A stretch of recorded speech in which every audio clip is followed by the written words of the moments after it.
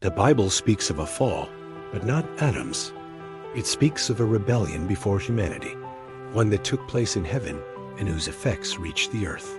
Genesis does not explain the event. It only shows the aftermath: ruins, darkness, and deep waters.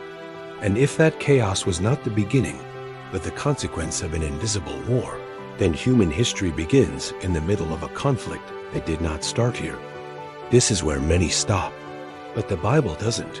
This episode is not based on mythology or modern speculation. It is based entirely on scripture prophets, the words of Jesus, and apocalyptic texts that point to the same event from different angles. If you stay, you will understand why evil does not suddenly appear in Genesis 3, but was already active before humanity was created. If this is true, Genesis doesn't begin with creation, but with restoration. Genesis presents humanity as a new creation, but the enemy as a pre-existing presence. The serpent is not introduced, its origin is unexplained, and its arrival is never described. It is simply already there. In biblical storytelling, this is abnormal. Key elements are usually introduced with context. This omission is intentional. The conflict already existed. Evil does not enter in Genesis 3. Humanity enters a world where evil was already operating. If he wasn't born in Eden, where did he come from? To answer that, we must leave Genesis. Isaiah 14 appears to describe the fall of an earthly king, but the language quickly transcends the human realm. Day star, son of the morning, one who sought to exalt his throne above the stars of God.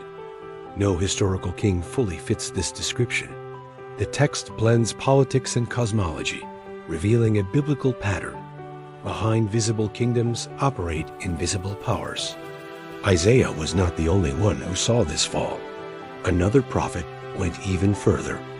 Ezekiel 28 describes a king who is in Eden, adorned with precious stones and called an anointed guardian cherub. This language is never applied to humans.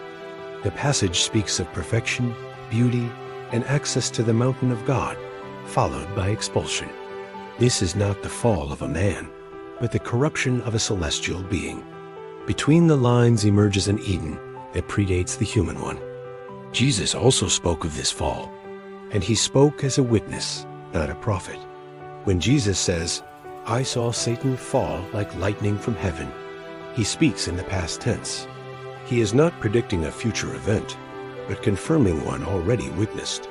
The fall predates Eden and predates the cross. The enemy was already fallen in status, though still active in influence. The war began before humanity, but unfolds through humanity. But a single fall does not explain the global chaos. The Bible describes something far larger. Revelation describes a war in heaven. Michael and his angels battle the dragon and his forces. Not one star falls many dew. The language reveals hierarchy, armies, and a collective expulsion. This explains why the earth appears devastated before Genesis 1-3.